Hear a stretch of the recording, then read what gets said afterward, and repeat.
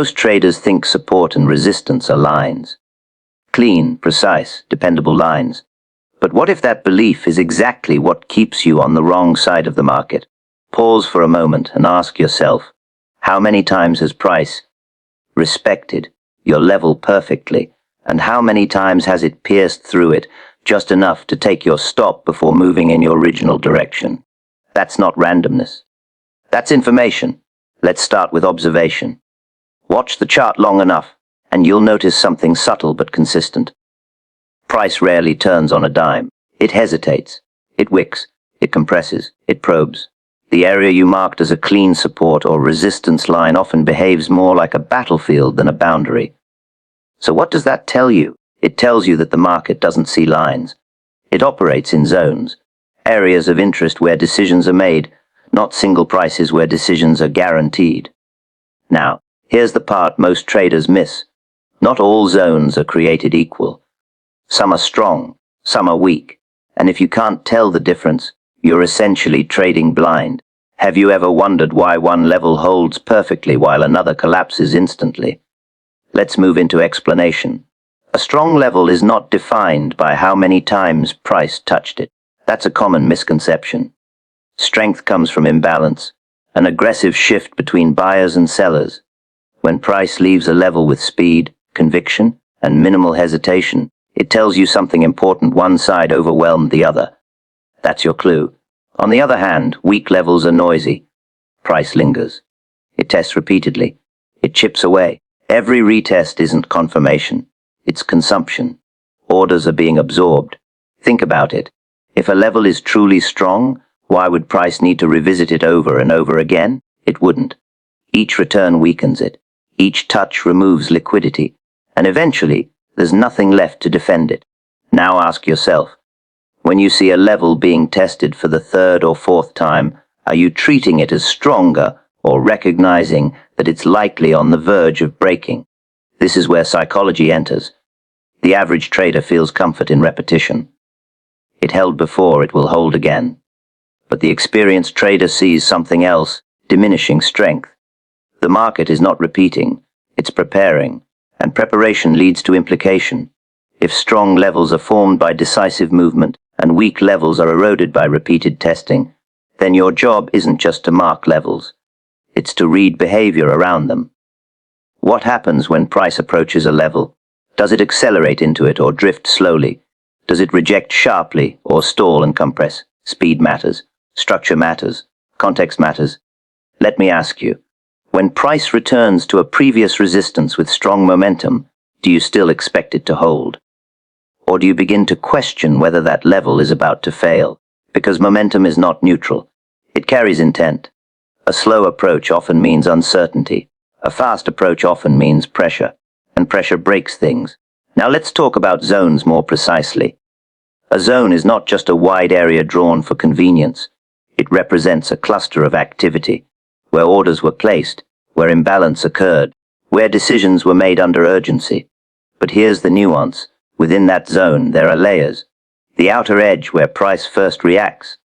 The inner core, where the strongest imbalance occurred. And sometimes the midpoint, where the real battle takes place. So when you mark a zone, are you observing how price behaves within it? Or are you treating it as a simple box? Because the difference between reacting at the edge and waiting for confirmation inside the zone can define your entire trade outcome. Now let's bring this into application. When you identify a potential support or resistance area, don't ask, is this a level? Ask instead, what happened here before? Did price explode away? That suggests strength. Did it hover and grind? That suggests weakness. Then ask, how is price returning? Is it hesitant or is it aggressive? Because a strong departure followed by a weak return often leads to continuation. But a weak departure followed by a strong return, that's a warning sign. And here's something practical you can use immediately. Count the touches, but interpret them correctly. The first touch tests. The second confirms interest. The third begins to weaken.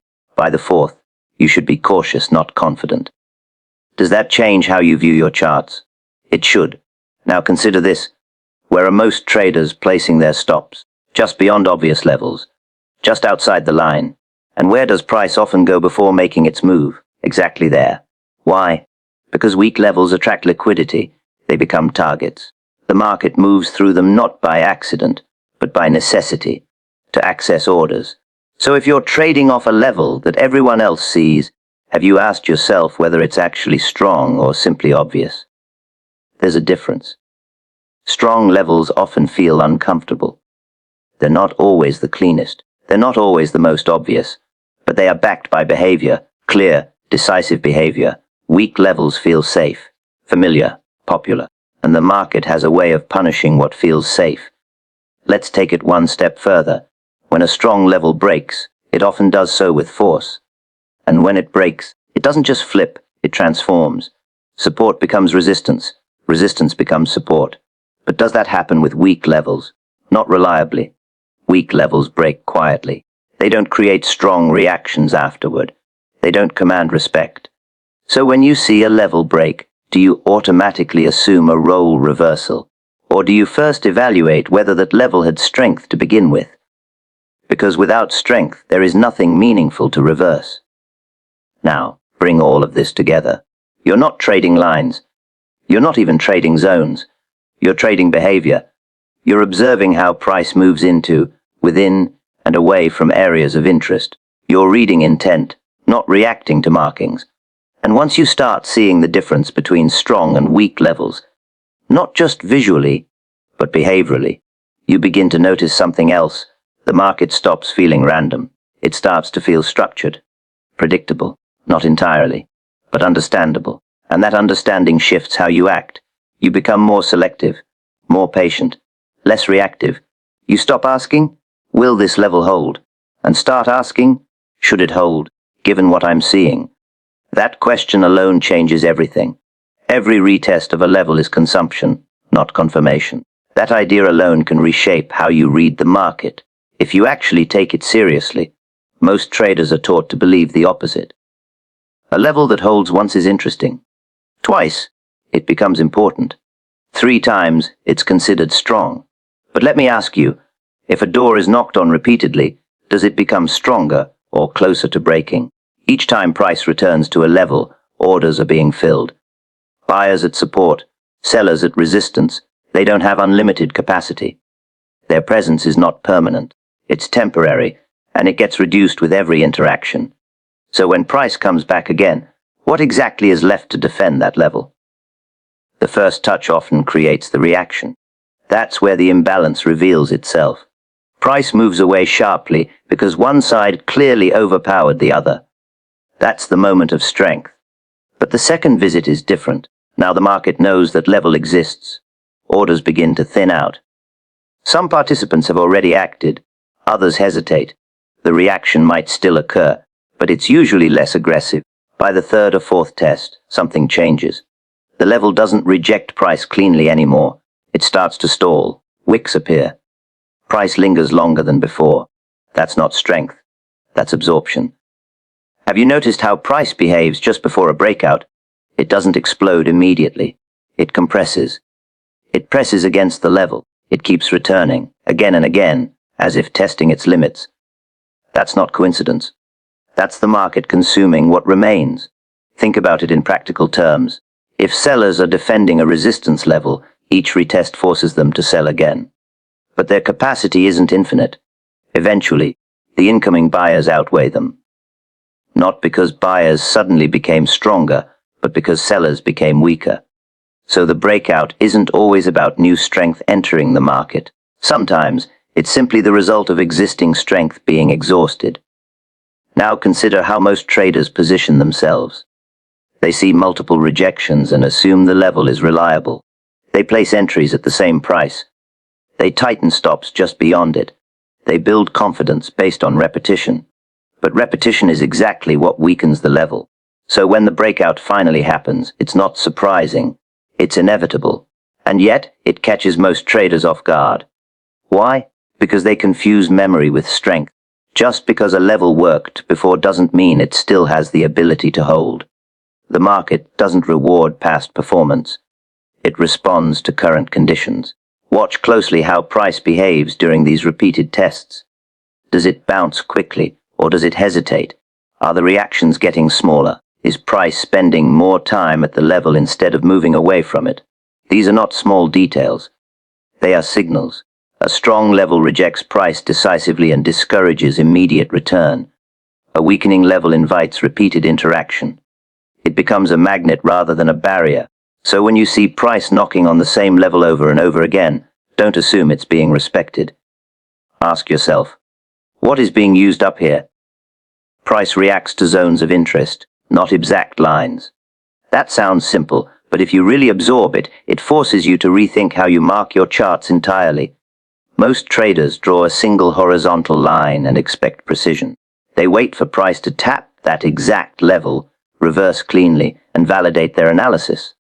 But let me ask you, how often does the market actually behave with that kind of accuracy? You've seen it. Price comes close, turns early, and you miss the trade. Or it pushes slightly beyond your level, takes your stop, and then moves exactly in your direction. That's not bad luck. That's a misunderstanding of how price interacts with liquidity. The market doesn't operate on your lines. It operates where orders exist, and those orders are rarely concentrated at one exact price. They're spread across an area. A zone represents that area. It's where buying or selling interest is clustered. It's where decisions were made before, often under urgency, often with imbalance. That's why price returns there. It remembers where activity occurred. But here's the detail most overlook. A zone is not just a wide version of a line. It has structure inside it. When price enters a zone, it doesn't instantly reverse. It probes, it searches. It reacts differently at different parts of that zone. Sometimes the reaction comes at the edge, sometimes deeper inside. Sometimes not at all. So when you draw a zone, are you paying attention to how price behaves within it? Or are you just hoping it reacts somewhere inside? Because hope is not analysis. Think about the origin of the zone. Where did the strong move begin? Where did price accelerate away with conviction? That area, the base of that move, is often where the real imbalance sits. But even within that base, there are layers. Early buyers or sellers may have entered near the edge. Stronger, more aggressive participants may have stepped in deeper. So when price returns, it might react at different points, depending on what remains unfilled. Now ask yourself, when price enters your zone, what are you expecting it to do? Instant reversal, or a process? Because a zone is not a wall. It's an environment, and environments take time to play out. Watch how price behaves as it enters. Does it slow down? Does it wick? Does it compress? A strong zone often shows reaction quickly. Price enters and responds with urgency. A weaker zone allows price to move deeper, testing multiple layers before deciding. This is where patience becomes critical. Many traders enter too early, right at the edge, because they fear missing the move. Others wait too long for confirmation and enter after the reaction has already happened. But the real skill lies in observation. Can you read how price is interacting with the zone in real time? Is it rejecting, absorbing, breaking through without hesitation? Because each of those behaviors tells a different story. And here's something else to consider. Zones are not static. They evolve. A fresh zone, one that hasn't been revisited, often carries more weight. But once price returns and interacts with it, the dynamics change. Orders get filled. Imbalance gets reduced. So the next time price comes back, the reaction might not be the same. Do you adjust your expectations when a zone has already been tested? Or do you treat it the same every time? Because treating every zone equally is where most traders go wrong. Also notice how price sometimes respects a zone without ever reaching your line. That's not imprecision. That's accuracy at a different level. The market is responding to an area of interest, not your exact marking. So instead of asking, did price hit my level? Start asking, how did price behave as it entered the area where decisions were previously made? That shift alone changes how you interpret everything. You stop chasing perfect entries. You start understanding behavior. Fast moves into a level signal pressure, not respect. That distinction is easy to say, but it challenges one of the most common assumptions traders carry into the market. When price approaches a support or resistance level, most traders expect it to slow down, react, and reverse. They see the level as a barrier, something that should naturally hold. But what happens when price doesn't slow down? What happens when it accelerates straight into that level? Do you still expect it to hold the same way? Speed is not random. It reflects urgency. When price moves quickly, it means one side is acting aggressively. Buyers are willing to pay higher prices without hesitation, or sellers are hitting bids with force. That kind of movement carries intent. Now think about this. If price is approaching resistance with strong bullish momentum, what does that suggest about the buyers? It suggests they are in control, confident, aggressive. They're not waiting. They're not negotiating. They're pushing. So, why would that same pressure suddenly disappear the moment price touches your resistance line? That assumption doesn't hold up. A fast move into a level often means the level is under stress. Orders sitting there are about to be tested aggressively, and if those orders are not strong enough, they get absorbed quickly. This is where many traders get trapped. They see price reaching a level quickly and think, it's overextended, it must reverse. But speed doesn't always mean exhaustion. Sometimes it means continuation. Have you noticed how strong breakouts often come after sharp, impulsive moves into a level? That's not a coincidence. The market builds pressure before it releases it, and that pressure is visible in the way price approaches a zone. Now compare that to a different scenario. Price drifts slowly toward a level. It pulls back slightly, moves forward again, hesitates, forms small candles, maybe even consolidates just before reaching it. What does that tell you? It suggests uncertainty, a lack of strong commitment. In that case, the level has a higher chance of holding, at least temporarily, because there's no aggressive force challenging it. So the way price arrives matters just as much as the level itself. Let's take it deeper. When price moves fast into a level, it often leaves behind inefficiencies, areas where trading activity was minimal because the move was so quick. That lack of balance tends to attract price forward, not backward. So even if there is a reaction at the level, it may be brief, because the underlying pressure hasn't been resolved. Now ask yourself, when you're placing a trade at a level, are you considering how price got there? Or are you only focused on where it is? Because ignoring the approach is like ignoring the context. A level hit with speed is being challenged. A level approached slowly is being negotiated. There's a difference, and that difference shows up in outcomes. Strong momentum into resistance often leads to breakout or shallow pullbacks. Strong momentum into support often leads to breakdown or weak bounces. But here's where it becomes practical. Instead of blindly placing limit orders at levels, start observing the approach. If price is accelerating into your level, you might reconsider fading it immediately. You might wait. Watch. Let the reaction prove itself. Because not every level deserves to be traded just because it exists, and not every touch is equal. Also consider what happens after the first reaction. If price hits a level fast, reacts slightly, and then returns quickly again with similar momentum, what does that tell you? It tells you the pressure hasn't gone away. It's building, and repeated fast approaches are even more telling. They often precede breaks, because each attempt weakens the opposing side further. So instead of asking, is this a strong level? You begin asking, is this level under pressure right now? That question brings you closer to what the market is actually doing, because levels don't fail randomly. They fail when pressure exceeds capacity, and speed is one of the clearest signs of that pressure. Once you start seeing fast moves not as opportunities to fade, but as warnings of potential continuation, your perspective shifts. You become less eager to jump in front of momentum and more interested in understanding it. Slow, choppy returns often indicate weak intent. That may seem counterintuitive at first, especially if you've been taught to see consolidation as strength.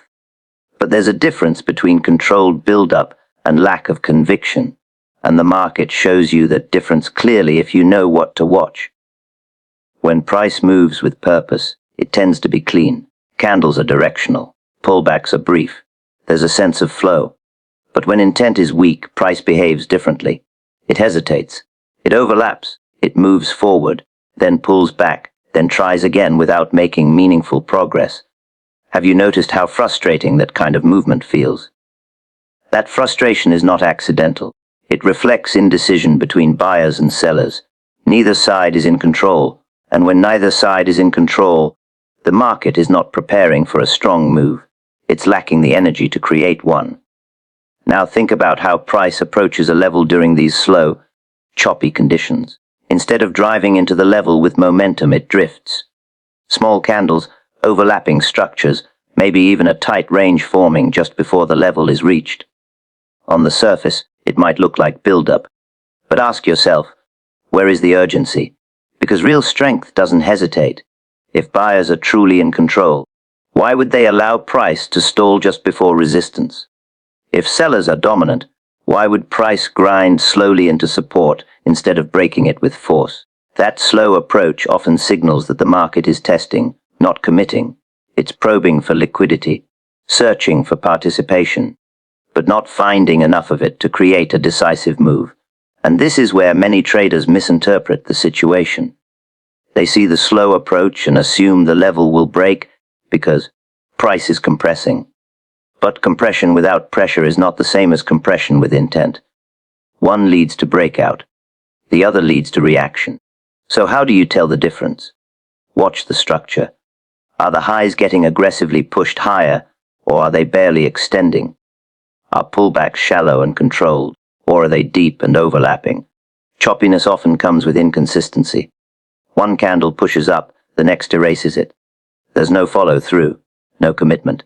That's weak intent. Now consider what happens when price finally reaches the level. If the approach was slow and indecisive, the level often holds, at least initially. Why? Because there's no strong force challenging it. The opposing side doesn't need to do much to defend. But here's the subtle part. The reaction from the level might not be explosive either, because the market as a whole is still lacking conviction. So instead of a sharp reversal, you might get another range, another period of indecision. Does that change how you manage your expectations? It should. Not every level touch is an opportunity for a strong move. Sometimes it's just a continuation of the same lack of direction. Now flip the perspective. If you're waiting for a breakout and price is approaching the level slowly and choppily, should you expect a clean, powerful break? Or should you question whether the market has the strength to follow through? Because breakouts require commitment. They require imbalance, and weak intent rarely produces that. This is why context matters so much. A level doesn't exist in isolation. It's part of a larger story. And the way price approaches that level is a key chapter in that story. So when you see choppy movement, don't just dismiss it as noise. It's telling you something. It's telling you that the market is uncertain, that participants are hesitant, that orders are not being placed with conviction. And that kind of environment demands a different approach. Maybe you wait for clearer structure. Maybe you reduce risk. Maybe you avoid forcing trades altogether, because forcing decisions in a market that hasn't made up its mind often leads to poor outcomes. Now ask yourself, are you trading every level the same way, regardless of how price approaches it? Or are you adjusting based on the quality of movement?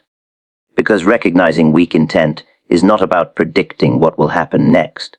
It's about understanding what is unlikely to happen. And when you remove those unrealistic expectations, you start to see the market more clearly. You stop anticipating strong moves where there is no strength. You stop expecting breakouts where there is no pressure. The more obvious a level looks, the more likely it is targeted liquidity. That idea challenges comfort, because most traders are naturally drawn to what is clear, clean, and widely visible. A perfectly defined support or resistance level feels reliable. It stands out on the chart. Multiple touches, sharp reactions, clean structure. It gives the impression of certainty. But let me ask you, if you can see it easily, who else can? Everyone. And if everyone sees the same level, where do you think their orders are placed? Buyers stack at support. Sellers stack at resistance. Stops gather just beyond those levels. It becomes a concentrated pool of liquidity, orders waiting to be filled. Now think about how the market moves. It doesn't move randomly. It moves where liquidity is. So when a level becomes obvious, it stops being just a point of reaction. It becomes a target. Have you noticed how often price breaks just beyond a clear level, triggers stops, and then reverses sharply? That's not a mistake. That's the market accessing liquidity, because large participants don't enter positions the same way retail traders do. They need volume. They need counterparties. And those counterparties are often found around obvious levels where many traders are positioned. So instead of respecting the level, the market pushes through it, just enough to activate orders. Then, once that liquidity is collected, price can move in the intended direction. Now ask yourself, when you place a stop just beyond a clean level, are you protecting your trade or positioning yourself exactly where the market is likely to reach? This is where awareness becomes critical. An obvious level attracts attention. Attention brings orders. Orders create liquidity. And liquidity invites movement. So the very thing that makes a level appealing is often what makes it vulnerable. Let's go deeper. Clean levels with multiple precise touches often give a false sense of strength. But remember what repeated testing does. It consumes orders. Combine that with high visibility, and you have a level that is both weakened and heavily targeted. That's a dangerous combination. Yet many traders double down on these levels. They increase confidence because it held before. They tighten stops because the level looks precise. But precision in appearance doesn't equal strength in reality. Now consider the alternative. Less obvious levels. Those formed by strong, impulsive moves, with minimal retesting, often go unnoticed. They're not as clean, not as visually appealing, but they represent real imbalance. Fewer traders focus on them.